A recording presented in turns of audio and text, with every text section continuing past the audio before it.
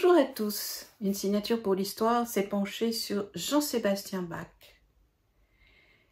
Alors il s'agit d'un monsieur qui s'est imposé ce qu'il est. Qui il est?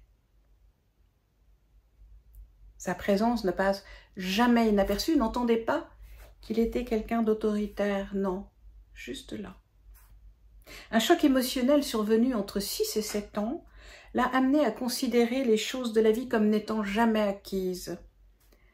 Et pour cela, il ressentait un besoin constant de savourer ses sens en percevant qu'il faisait partie d'un tout. Il ne savait faire autrement que décrypter ses interlocuteurs par-delà les mots. Acuité qui a, pour beaucoup, aidé à développer l'ouïe chez lui. Même si finalement il n'a cherché qu'à anticiper les choses, les réactions de l'autre, des autres. C'est pourquoi il était souvent, certainement, posé là, ne disant rien, percevant, écoutant. C'était subtil, tout passait par l'émotion avec Jean-Sébastien Bach. La musique a toujours fait partie de sa vie. Sa mère, enceinte, devait en écouter ou en jouer. Il finit d'ailleurs par trouver refuge au-dedans de la musique pour ne pas souffrir et tourner les pages de l'album Souvenir. Il se révèle très laborieux, très sérieux dans sa façon d'aborder les choses. C'est pourquoi nous pourrions dire qu'il recherche la perfection. On le sait tous, elle n'existe pas. Mais pour lui, c'était important. Il cherche une reconnaissance qui n'arrive jamais vraiment ou qui finalement n'est pas à la mesure de ce qu'il attend. Ceci l'incite à explorer le son, toujours un peu plus, et à vouloir trouver la note, ou plutôt la composition la plus parfaite qui soit. Mais la perfection n'existant pas, je vous le disais, ceci le poursuivra une bonne partie de sa vie.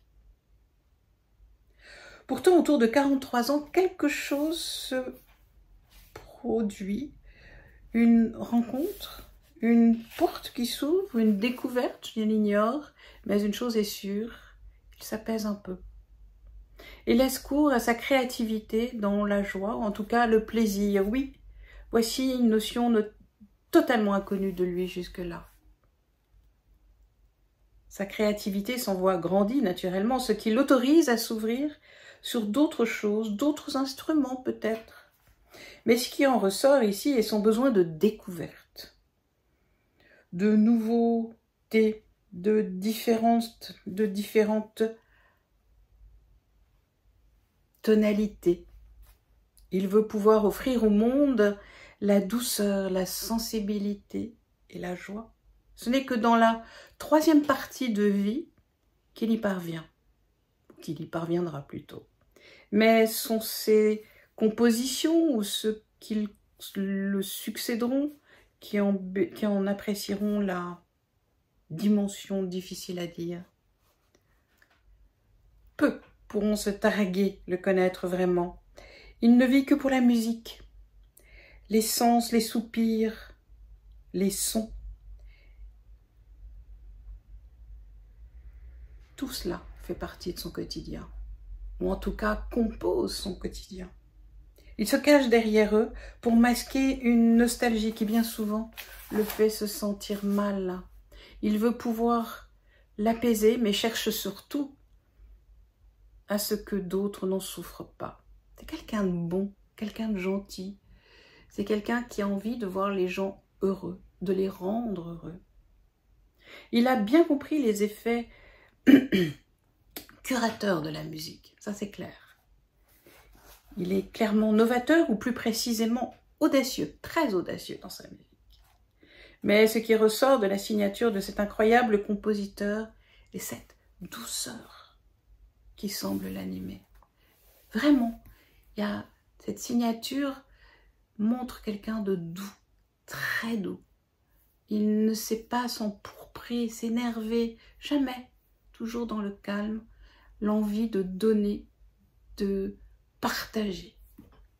Vraiment un monsieur intéressant, un monsieur qui mérite d'être découvert.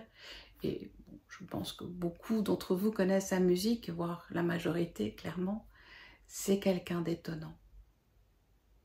J'aime à écouter régulièrement ses œuvres et à travailler en les écoutant.